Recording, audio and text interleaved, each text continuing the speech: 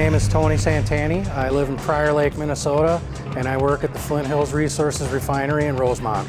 The car we have here today is a 2003 Mustang Cobra. I've owned it for about 17 years, and it's progressed from bone stock to about 1,600 wheel horsepower when it's fully turned up.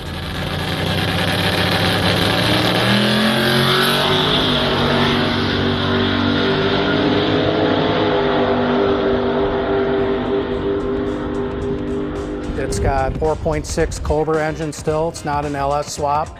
It's got twin precision 6870 turbos, a fully built engine. It's got a GM Turbo 400 transmission. Basically every part of the car is built from front to back.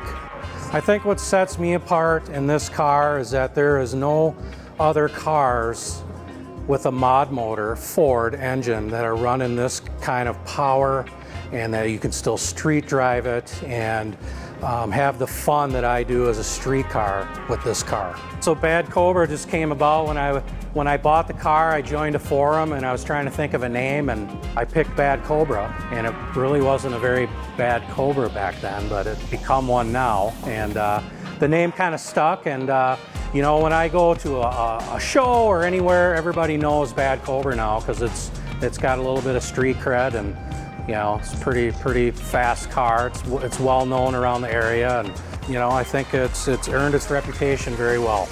The craziest story I have in this car is when we went to an unsanctioned event in Texas 2K17. Nobody knew anything about my car, and we went down there and we gapped everybody that we raced, and we put Bad Cobra on the map. The funnest one was absolutely in 2017 when we raced Black Jesus. You know, Fox Body LS, pretty well-known car. He thought he was going to put it to us, and you know, we beat him, and it was kind of a big deal. And 1320, they were in the car filming, so it was really a lot of fun. As far as locally, you know, I've raced many of the Hayabusas and stuff around town out on the street, and I've beaten just about all of them. So yeah, it's been fun.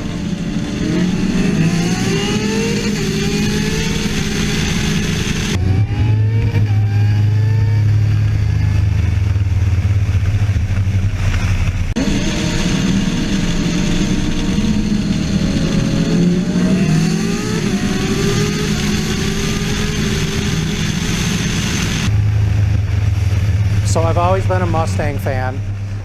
Many years ago, I was beaten by somebody on the street with a Honda and a T76 turbo, and I didn't really like it, so I went and decided to put nitrous on it, and I blew it up a couple times, and then we decided to go down the twin turbo route, and it's really been a progression since then, since about 2007. The biggest hurdle of modifying this car was getting the engine to survive this kind of power. The problems that I had originally was back in 2006 and 7, we didn't have the fuel systems that are available for these cars today, the things that you can order from MA Performance for these cars. None of those things were available. So we also did not have E85, so at least I didn't know anything about it. So those two things were the biggest problems. So somebody who I'd love to race is Nate Comfer. We raced many years ago on the street when his Honda was a street car, and I put nitrous on my car. He didn't know about it, and I put it to him pretty bad.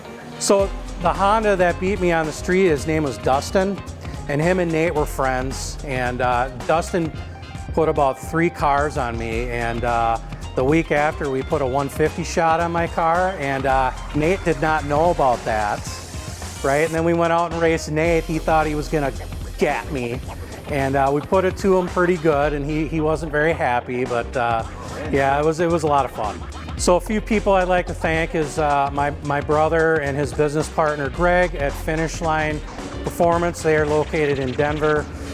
They've been a huge help on this car. Also want to thank Adam Peterson, the transmission builder. Also want to thank Janderson Heads for the cylinder head work. And then of course Stephen Keeney, my tuner, has done just an incredible job tuning this car and building it, wiring it, and so I can't thank those guys enough.